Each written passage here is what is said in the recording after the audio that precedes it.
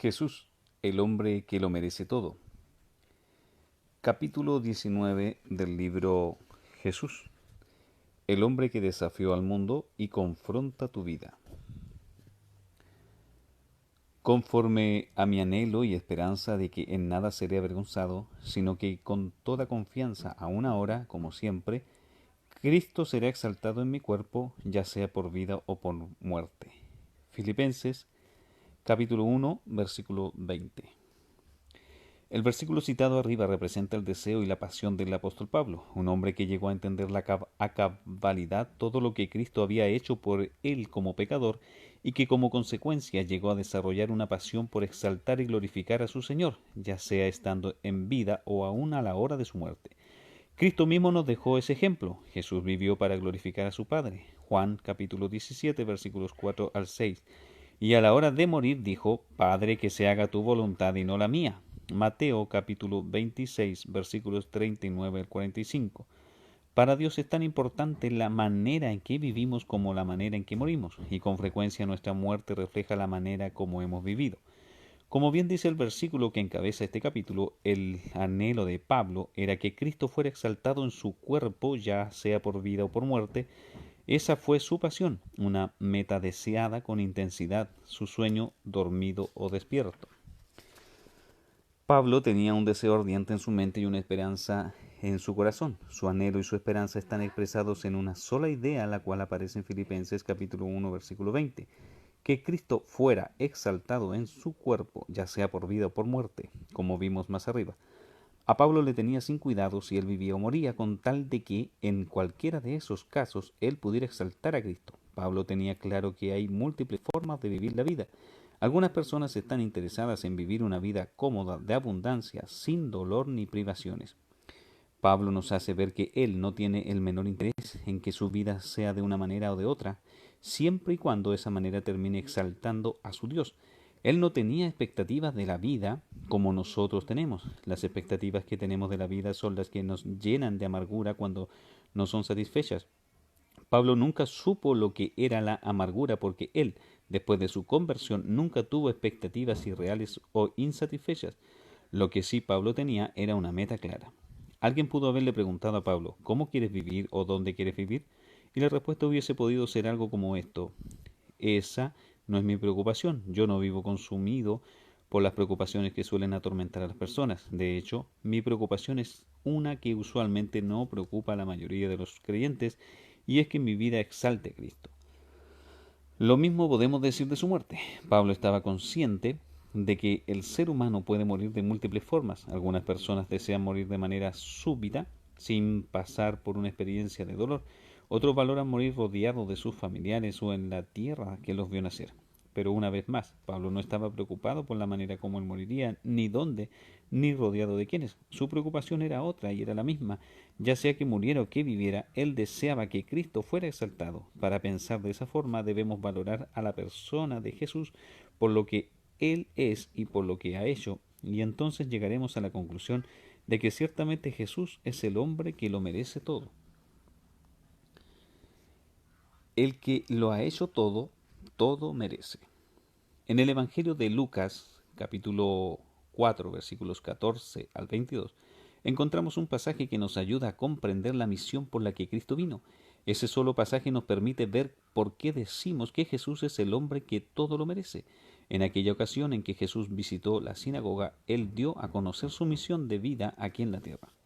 Jesús regresó a Galilea en el poder del Espíritu y las nuevas acerca de él se divulgaron por toda aquella comarca y enseñaba en sus sinagogas, siendo alabado por todos. Llegó a Nazaret, donde se había criado, y según su costumbre, entró en la sinagoga el día de reposo y se levantó a leer. Le dieron el libro del profeta Isaías, y abriendo el libro halló el lugar donde estaba escrito: El Espíritu del Señor está sobre mí, porque me ha ungido para anunciar el Evangelio a los pobres, me ha enviado para proclamar libertad a los cautivos y la recuperación de la vista a los ciegos, para poner en libertad a los oprimidos, para proclamar el año favorable del Señor.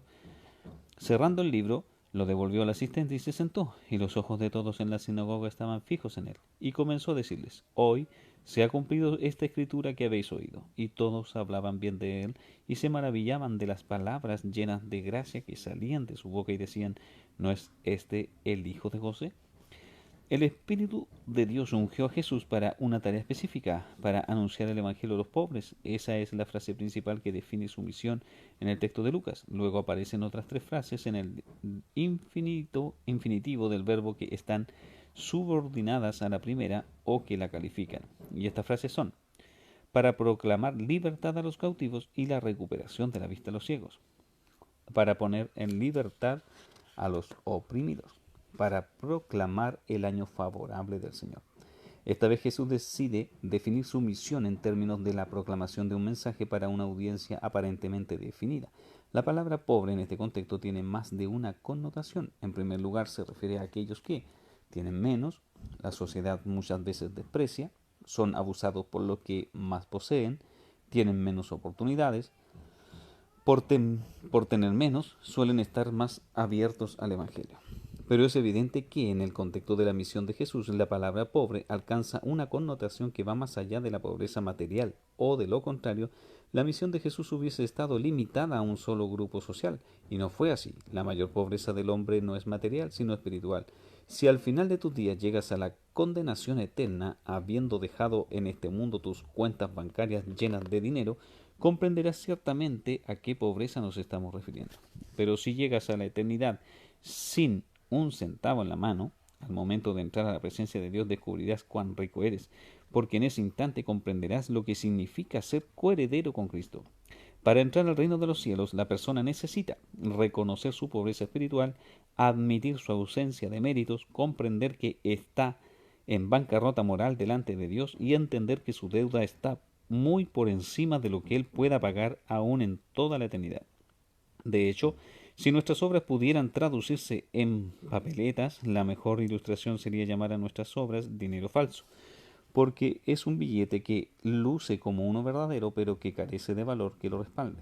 Eso serían más o menos nuestras obras, de la misma manera que el dinero falso pasa una primera inspección, pero es detectado por el examen cuidadoso del experto. De la misma forma, nuestras mejores obras pasan el escrutinio de los hombres, pero son detectadas bajo el escrutinio de Dios.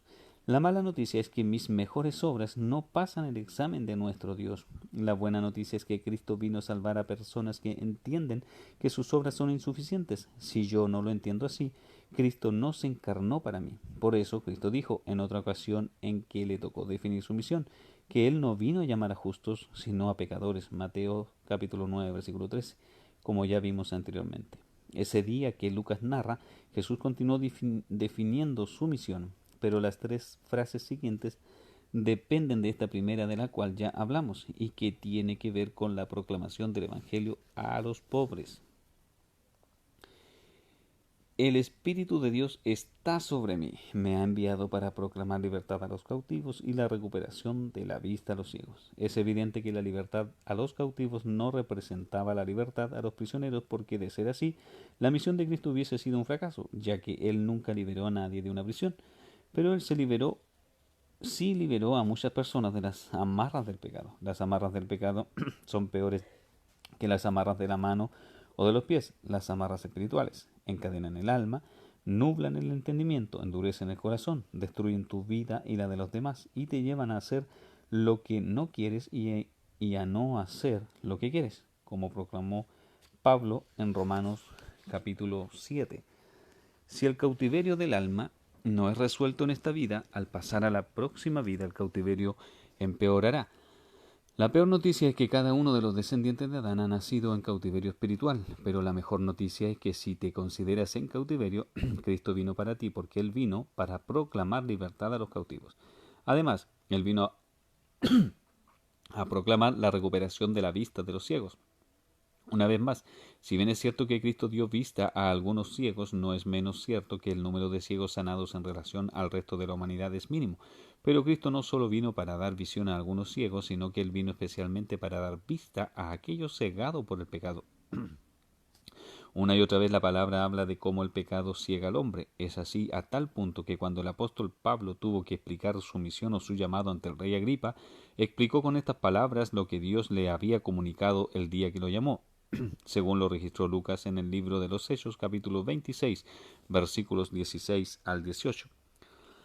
Pero levántate y ponte en pie, porque te he aparecido con el fin de designarte como ministro y testigo no solo de las cosas que has visto, sino también de aquellas en que me apareceré a ti, librándote del pueblo judío y de los gentiles, a los cuales yo te envío, para que abras sus ojos a fin de que se vuelvan de la oscuridad a la luz y del dominio de Satanás a Dios, para que reciban por la fe en mí el perdón de pecados y herencia entre los que han sido santificados.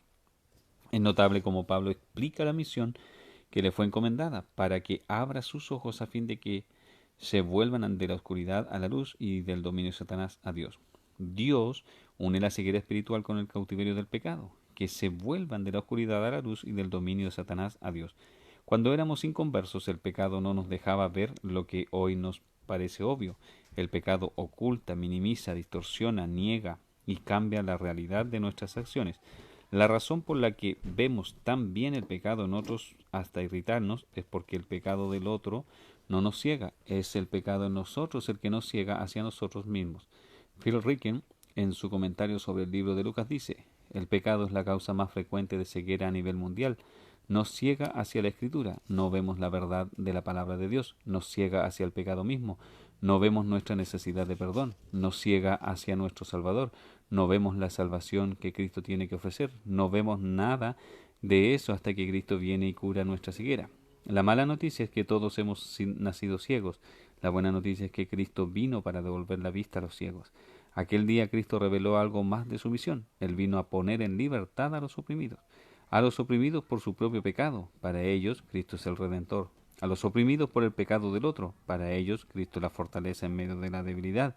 A los oprimidos por las enfermedades como fruto de la caída del hombre. Para ellos, Cristo es el sanador en este mundo o en el venidero. A los oprimidos por los poderosos, para ellos Cristo es el vengador. A los oprimidos por la legalidad de los sistemas religiosos, para ellos Cristo es la fuente de agua viva. A los oprimidos por los falsos maestros y las malas enseñanzas, para ellos Cristo es el camino, la verdad y la vida. A los oprimidos por el deterioro moral de la sociedad, para ellos Cristo volverá pronto y los llevará consigo. Finalmente, la última frase que el Señor usó ese día para definir su ministerio fue: para proclamar el año favorable del Señor. Es una frase extraordinaria. El año favorable del Señor. ¿Cuál es este año? Las palabras que Jesús pronunció son una cita del profeta Isaías, capítulo 61, en el Antiguo Testamento, de manera que con toda probabilidad ese año favorable del Señor tenía algo que ver con alguna tipología del Antiguo Testamento. Muchos estudiosos de la Biblia piensan que esta frase hace referencia al año del jubileo en Israel. Dios había dispuesto que el pueblo trabajara la tierra durante 6 años y luego en el 7º año la dejara descansar. Durante ese año la tierra no sería cultivada y todo el mundo podía comer libremente de la tierra. Dios se encargaría de proveer suficiente cosecha para ese año 7º que no se iba a cultivar la tierra, y también para el año 8º cuando la tierra comenzaría a ser cultivada otra vez. Pero junto con eso se esperaba que el pueblo contara 7 ciclos de 7 años, y en el año 49 se proclamara que el siguiente año, es decir, el año 50, sería un año de jubileo. Esto era lo que se supone que debía pasar durante el año de jubileo descrito en Levítico 25. A. La tierra que había sido vendida por alguna necesidad volvería a su dueño. La tierra no podía ser vendida a perpetuidad. La razón: Jehová es el dueño de toda la tierra. B. Las deudas serían canceladas. C. Si un israelita empobrecía tanto que no tenía dinero y quería venderse como esclavo, otro israelita podía tomarlo, pero no como esclavo, sino como jornalero, y en el año del jubileo debía dejarlo ir. La razón: Jehová redimió a su pueblo de Egipto, y Dios no quería que el pueblo que él había librado de la esclavitud fuera esclavizado otra vez. D. En el año del jubileo la tierra no se cultivaría y todo lo que produjera sería compartido sin costo con siervos y siervas, con el extranjero que viviera con los israelitas. El año del jubileo era un año de libertad, de cancelación de las deudas, de reposo y de gozo. Aquel día, en la sinagoga, Cristo tomó el rollo, lo abrió en Isaías 61 y leyó el pasaje que registra Lucas capítulo 4 versículos 18 al 22 y que hemos estado comentando. Cristo no dejó ninguna duda de que este pasaje hacía referencia a él cuando agregó: Hoy se ha cumplido esta escritura que habéis oído. Con esto Jesús dejó claro que Él es el Mesías prometido y el cumplimiento del año del jubileo, más aún que Él es el que perdona nuestros pecados y que nos liberta para siempre de la esclavitud del pecado. Cristo estaba ofreciendo la más grande emancipación, la emancipación del alma para siempre, sin posibilidad de regresar al cautiverio, porque aquel al que el Hijo del Hombre hace libre es verdaderamente libre. De la misma manera que en el año del jubileo el esclavo recordaba su libertad y el que había vendido su tierra la recuperaba, de esa misma manera en Cristo comenzamos a recobrar todo el tiempo perdido, todo el gozo perdido, todas las esperanzas perdidas, todas las oportunidades perdidas, todas las bendiciones perdidas. En Él está nuestro gozo, en Él está la vida. Es aún más extraordinario porque el Señor leyó Isaías capítulo 61, versículos 1 y 2, pero no mencionó la frase final del versículo 2 que dice, para proclamar el año favorable del Señor y el día de venganza de nuestro Dios. Jesús se detuvo en la frase que lo declaraba a Él como el año favorable y dejó fuera el día de venganza de nuestro Dios, simplemente porque la venganza no es para esta primera venida, sino para la próxima. Hoy es el año favorable del Señor, el año de la gracia y la misericordia, es el año de la oportunidad de arrepentimiento. El apóstol Pablo entendió esto perfectamente y vivió para darlo todo por el Señor. Para mí, el vivir es Cristo.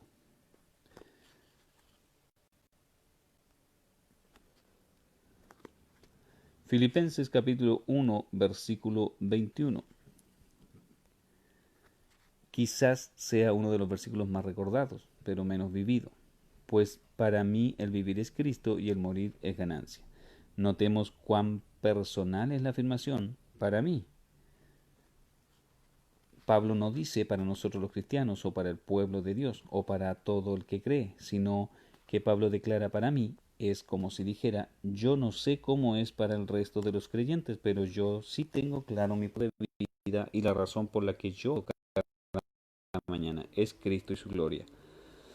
Exaltar a Cristo, como Pablo menciona en Filipenses capítulo 1, versículo 20, es hacerlo más grande ante los ojos de los demás. Alguien podría decir que eso es imposible, pero yo afirmo que eso no solo es posible, sino que ese es nuestro llamado de por vida. Todos nosotros tenemos una idea o una imagen disminuida acerca de la persona de Jesús, al igual que tenemos una imagen disminuida del tamaño de los astros que vemos en el cielo, y en ambos casos eso se debe a que no vemos como deberíamos. Si salimos a un espacio abierto durante una noche estrellada y tomamos un telescopio, podremos ver los astros de una mejor manera y de una forma aumentada. El telescopio no agiganta el tamaño de los astros, simplemente aumenta la percepción que tenemos de ellos. De la misma manera, cuando glorificamos a Cristo con nuestra vida, mostrando confianza en cada circunstancia, descansando en su control soberano, creyendo en su carácter bondadoso, estamos contribuyendo a que los demás puedan percibir a un Dios más grande del que han conocido. Todavía no lo podemos percibir en toda su dimensión, como tampoco el telescopio nos permite percibir los astros en su justa medida, pero nos ayuda. La Biblia es nuestro telescopio por excelencia. Las vivencias de una persona como Pablo, por ejemplo, nos sirven de telescopio secundario, porque nos permiten ver a un Dios más grande por la manera como se hizo presente a lo largo del ministerio del apóstol. La idea de Dios que Jonás proyectó a los demás no es la idea que Job proyectó hacia sus amigos, sobre todo hacia el final de la historia, y mucho menos la idea de Dios que Pablo proyectó a otros mientras vivió. Cuando Pedro fue libertado de la cárcel mediante las oraciones de los santos, Cristo fue exaltado por los hermanos que estaban reunidos orando por él. Cuando Jacob fue decapitado en la cárcel, por no negar su fe, su valor y confianza en el Evangelio redundaron en la exaltación de Cristo. Hechos capítulo 12. Por eso Pablo expresa su deseo de exaltar a Cristo en su cuerpo, ya sea por vida o por muerte. Algunos dirán, yo no entiendo por qué Dios permite que los santos sufran si de verdad son sus hijos.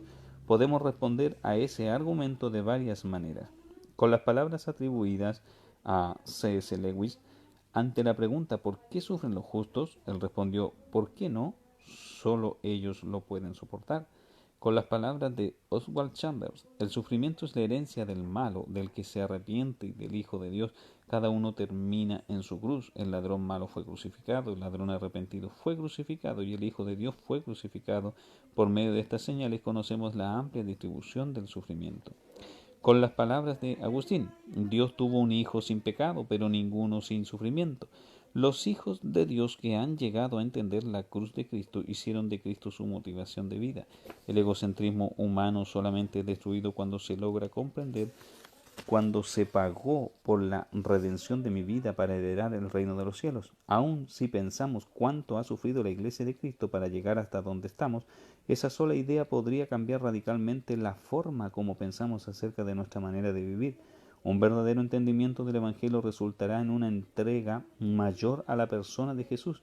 Esa es la única razón por la que el apóstol Pablo pudo escribir en su epístola a los Filipenses: pues para mí el vivir es Cristo y el morir es ganancia. Pero si el vivir en la carne esto significa para mí una labor fructífera, entonces no sé cuál escoger, pues de ambos lados me siento apremiado, teniendo el deseo de partir y estar con Cristo, pues eso es mucho mejor. Y sin embargo, continuar en la carne es más necesario por causa de vosotros. Y convencido de esto, sé que permaneceré y continuaré con todos vosotros para vuestro progreso y gozo en la fe.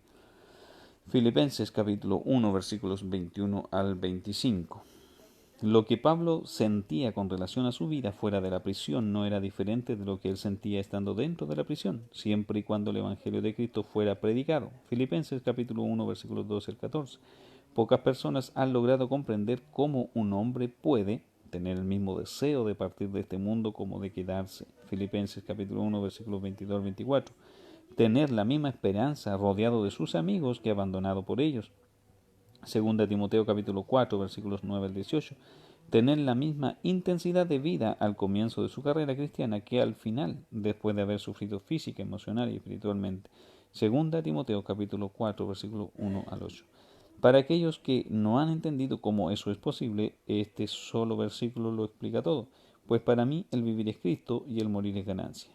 Creo que estas palabras están en esta epístola para ayudarnos a entender cómo vivir la vida que Dios nos ha entregado y cómo entender en la vida de una manera que glorifique a Cristo, porque Él lo merece todo. La gratitud por lo que Cristo ha hecho motiva nuestra manera de vivir. Al inicio de la epístola a los Filipenses, Pablo se identifica junto con Timoteo con el título de siervo.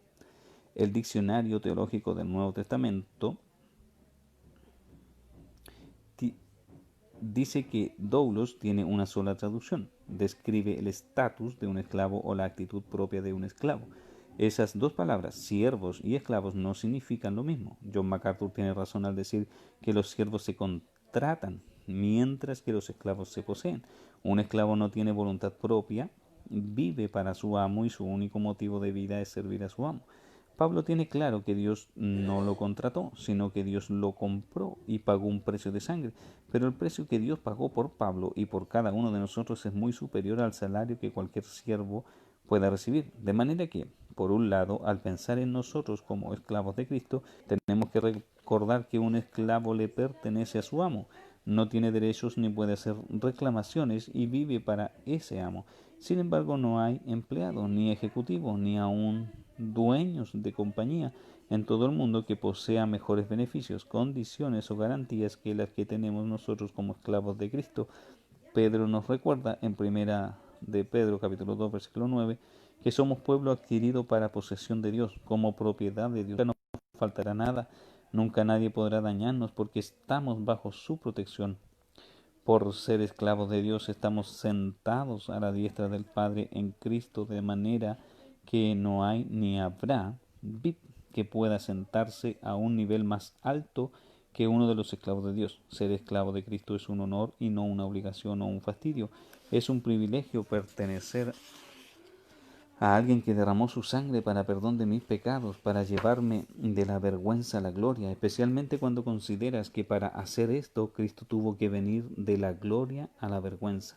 Para Pablo, Cristo era su norte en el camino, su motivación de vida, el deleite de su mente, su esperanza en el presente, su certidumbre en la adversidad, su consuelo en el dolor, su aprobación en los rechazos, su compañía en las prisiones y su aspiración en su muerte.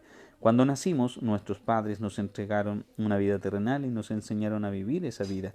Lamentablemente, al venir a los pies de Cristo, muchas veces queremos vivir la vida eterna que Dios nos entregó de acuerdo a los principios, preceptos y mentiras de la vida terrenal que nuestros padres nos entregaron.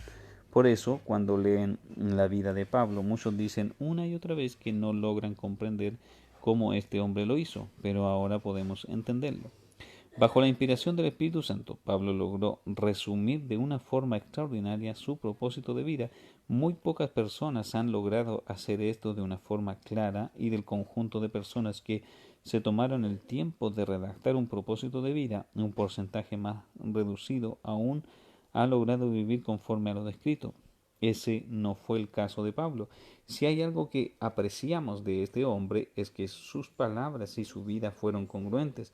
Ahora, cuando Pablo escribe su epístola a los filipenses, él no puso por escrito algo que esperaba poder hacer, no, él puso por escrito algo que ya venía viviendo desde el mismo momento en que su vida fue interceptada camino a Damasco.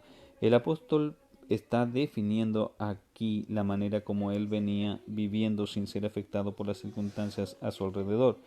No podemos olvidar que en Filipenses capítulo 1 versículo 17 Pablo nos ha hablado de un grupo de personas aparentemente creyentes que estaban predicando a Cristo por envidia y rivalidad por razones de ambición personal. Y en ese momento, cuando la verdad estaba siendo comprometida, Pablo traza la línea en la arena y se define con una claridad extrema y afirma: para mí el vivir es Cristo. Pablo suena como Josué cuando confrontó al pueblo que había estado sirviendo a dioses ajenos y los obligó a definir cómo vivirían, y les dijo: escoged hoy a quién habéis de servir, pero yo y mi casa serviremos al Señor. Ese yo de Josué luce muy parecido al para mí de Pablo. Ambos hombres estaban definiendo con claridad sus convicciones en momentos cuando la verdad estaba siendo comprometida. Cuando Pablo dice: para mí el vivir es Cristo y el morir es ganancia, es como si él estuviera diciendo: Él es la base o el fundamento de todo lo que hago. Él es el eje a toda mi vida. Él es mi propósito, mi dirección, mi visión. Él es el significado y la meta de mi vida. Cuando Cristo interceptó la vida de Pablo, todas las ideas, proyectos, agendas, propósitos y planes del apóstol fueron interceptados, cambiados y transformados para siempre. Desde ese momento en adelante, Pablo pasó a vivir una vida empoderada por Cristo, transformada, dirigida por Cristo, sagrada a Cristo. Cuando vives de esa forma, cada momento de tu existencia, cada experiencia de tu vida y cada circunstancia es evaluada en base a cómo afecta o no tu relación con Cristo o la causa de Cristo. Esa forma de pensar no solo simplifica nuestra vida, sino que la coloca en otro nivel, en otra dimensión y en otra dirección. Entender todo cuanto Cristo hizo por nosotros nos lleva a vivir una vida agradecida hasta el punto de darlo todo por Cristo. Quizás una de las palabras más frecuentes en las cartas de Pablo sea la palabra gracias. Según la Biblia de las Américas, el apóstol la usa 43 veces, y esa palabra gracias es recurrente en las cartas que Pablo escribió desde una prisión. Se piensa que el apóstol escribió 4 de sus cartas desde la cárcel: Efesios, Filipenses, Colosenses y Filemón. La palabra gracias aparece una vez en Filemón, 2 veces en Filipenses, 3 veces en Efesios y 4 veces en Colosenses. Si tomamos toda la Biblia en la versión de las Américas, veremos que la palabra gracias se utiliza 144 veces. De esas 144 ocasiones aparece en las cartas paulinas 43 veces, es decir, el 30%.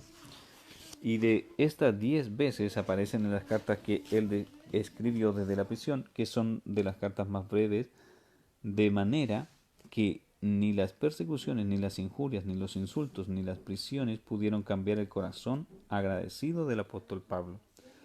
Ahora, si para Pablo Cristo llegó a ser su vivir, eso implica que antes de Cristo Pablo no estaba viviendo. Así fue. Pablo estaba muerto, aunque creía que estaba vivo. Sus obras eran obras muertas porque no le ganaron ningún mérito como él pensaba. Su esfuerzo no contaba porque no obedecía a un propósito eterno y su mente estaba en la oscuridad. Recordemos que la Biblia nos enseña que cuando nosotros nacemos en este mundo, nacemos muertos, muertos en delitos y pecados. Nuestra vida es más bien una sombra, más que la realidad misma. Es como ver la sombra de una persona proyectada sobre una pared y creer que la sombra es la persona. Muchos están viviendo más bien la sombra de sus vidas. La sombra que mi persona proyecta sobre una pared al pasar frente a una luz representa una realidad, pero no es la realidad. Por eso la sombra en sí misma no tiene propósito ni dirección, y así es la vida de muchos. Otros han sido traídos a la vida por Cristo y después de haber recibido vida eterna, en vez de vivir de acuerdo a la visión y a los valores de la vida eterna, continúan viviendo conforme a los valores de este mundo temporal. Vivir una vida eterna conforme a propósitos temporales es una contradicción. Vivir una vida eterna conducida conforme a los propósitos terrenales disminuye la calidad de la vida recibida. Vivir una vida eterna con los ojos puestos en este mundo es como volar mirando hacia el terreno que quedó abajo. Cuando Cristo pasa a ser el eje sobre el cual gira nuestra vida, la frecuencia de nuestras quejas merma significativamente, porque comenzamos a reconocer que las cosas de las que nos quejamos en esta vida temporal son las mismas que Cristo usa para conformarnos a una vida a la altura de nuestro llamado. En Efesios capítulo 3, Pablo habla de vivir una vida digna de nuestro llamado. La palabra allí en el griego es axios, que se usaba originalmente para referirse a una balanza bien equilibrada. El peso que estuviera de un lado debería ser igual al peso que estuviera del otro lado. Con el tiempo, la palabra pasó a usarse para hacer referencia a algo que podía corresponderse igualmente con otra cosa. Por eso cuando Pablo habla de que vivamos de una forma que sea digna de nuestro llamado, Efesios capítulo 4 versículo 1, se está refiriendo a que si nuestro llamado fue dado por Dios, debemos vivir como sus siervos. Si este es un llamado soberano, entonces no deberíamos cuestionar sus designios. Y si es un llamado santo, entonces deberíamos vivir a la altura de esa santidad, de manera que nuestro vivir sea digno del Dios que representamos. La idea es que si ponemos nuestro llamado en un platillo de la balanza y Dios pone nuestro vivir en el otro platillo, esa balanza debería permanecer perfectamente equilibrada. Dios toma nuestro llamado muy en serio porque es un llamado con características especiales y Él espera que nuestro vivir esté a la par de nuestro llamado. Cristo define y prioriza nuestra vida por ser quien Él es. Pablo expuso esta idea en el siguiente texto. Pero si al vivir en la carne esto significa para mí una labor fructífera, entonces no sé cuál escoger, pues de ambos lados me siento premiado, teniendo el deseo de partir y estar con Cristo, pues eso es mucho mejor, y sin embargo continuar en la carne es más necesario por causa de vosotros. Filipenses capítulo 1 versículos 22 al 24. Este pasaje, más que cualquier otro en las cartas de Pablo, nos permite conocer el verdadero corazón de este hombre. Aquí vemos con claridad la forma de pensar del apóstol de Cristo designado para la defensa del Evangelio y para la evangelización de los gentiles. Y así vemos cómo él considera sus dos opciones y nos da su parecer. En primer lugar, dice Pablo, está su más profundo deseo, que es partir y estar con Cristo. Él define esa opción en el versículo 23. Como mucho mejor, esa es la mejor de las opciones. El problema de Pablo no era decidir lo que era mejor. El estar con el Señor no tenía punto de comparación para él, pero como sabía que no se trataba de él, Pablo se sentía presionado por el otro lado con el deseo de permanecer, no por su causa, sino a causa de los filipenses, porque si permaneciendo iba a obtener una labor fructífera entre ellos, él podría preferir quedarse incluso en contra de sus deseos. Este es un hombre que ha renunciado por completo a sus más profundos deseos por amor a Cristo. La meta de Pablo no era lo más conveniente, la idea no era vivir de una manera que pusiera fin a sus sufrimientos, su vivir no era motivado por lo más práctico. Pablo estaba diciendo, yo estoy dispuesto a posponer mi más profundo deseo y aspiración, que es estar con Cristo, si esa decisión va a resultar en beneficio de vuestras almas. El apóstol deja ver ese sentir por las almas redimidas en más de una de sus cartas. Mira lo que les dice a los corintios, y yo muy gustosamente gastaré lo mío, y aún yo mismo me gastaré por vuestras almas. Segunda a los Corintios capítulo 12, versículo 15a. Este es uno de mis versículos preferidos. Cuando Pablo habla de gastarse, no está hablando simplemente de trabajar para él, sino que está haciendo referencia al trabajo arduo y agonizante al que él hace alusión en más de una ocasión a favor de las ovejas del buen pastor. Este hombre estaba dispuesto a darlo todo por amor a Cristo y por amor a las ovejas. Muchas veces se nos olvida que amar a Cristo es amar sus ovejas. Finalmente, Pablo cierra la idea en este pasaje con las siguientes palabras: y convencido de esto, sé que permaneceré y continuaré con todos vosotros para vuestro progreso y gozo en la fe. Filipenses capítulo 1, versículo 25. Dios había convencido a Pablo de que aún tenía trabajo que hacer aquí en la tierra. Él está gozoso de hacerlo porque, como bien dice al final del versículo 25, Él quiere ver vuestro progreso y gozo en la fe. Pablo quiere ver que las ovejas de Cristo progresen, avancen, maduren, pero que lo hagan con gozo. Si el cristiano no es capaz de tener gozo en este mundo, nadie lo podrá hacer. Jesús, el hombre que lo merece todo. Conclusión. Jesús es merecedor de toda nuestra vida, no solo porque Él fue el agente creador del universo, Juan capítulo 1, versículo 1 al 3, y Él es el sustentador de todas las cosas, sino también porque todas las cosas fueron creadas para Él, Colosenses capítulo 1, versículo 16 al 17. Además, a todo lo anterior podemos agregar que Jesús lo merece todo, porque Él lo dio todo en rescate por mi vida y por la vida de cada redimido. Su entrega y su ejemplo deberían destruir cualquier argumento a favor de que nosotros retengamos algo de nuestra vida para nosotros mismos. Padres y madres han sabido dar su vida para proteger a sus hijos, y esas acciones hablan del profundo amor de estos padres hacia aquellos a quienes trajeron al mundo. Sin embargo, eso es nada en comparación con el amor del Hijo de Dios por aquellos que en otro tiempo éramos enemigos de Dios. El egocentrismo del ser humano impide ver que la entrega absoluta de nuestra vida a nuestro Redentor debería ser natural. Vivir de esa manera nos lleva a pecar y el pecado nos ciega a nuestra realidad. Muchos hombres y mujeres han sabido dar su vida por su nación y sin embargo muchos hijos de Dios se resisten a dar toda su vida a su Dios. Al final de este capítulo y casi finalizando el libro, piensa otra vez en la condición en la que Cristo te encontró y en la condición en la que te encontrarás al entrar en la gloria. Luego piensa en la condición exaltada en la que Cristo se encontraba antes de encarnarse y en la condición en la que terminó en la cruz. Luego pregúntate, ¿debo yo darlo todo a Cristo? ¿Tiene sentido decir que Cristo lo merece todo? Si no es Él quien lo merece todo, ¿quién lo merece? Preguntas. Número 1. ¿Qué cambios ha experimentado la sociedad en los últimos tiempos que dificultan que el creyente entienda y acepte que Jesús lo merece todo? 2. ¿Cuáles son algunos de los ídolos más frecuentes que compiten con el señorío de Cristo? 3. ¿Hay algún área de tu vida donde pienses que el señorío de Cristo no está presente? 4.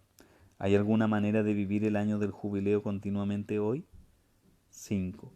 ¿Puedes pensar de qué manera Cristo cambió tu vida cuando Él la interceptó como ocurrió con Pablo?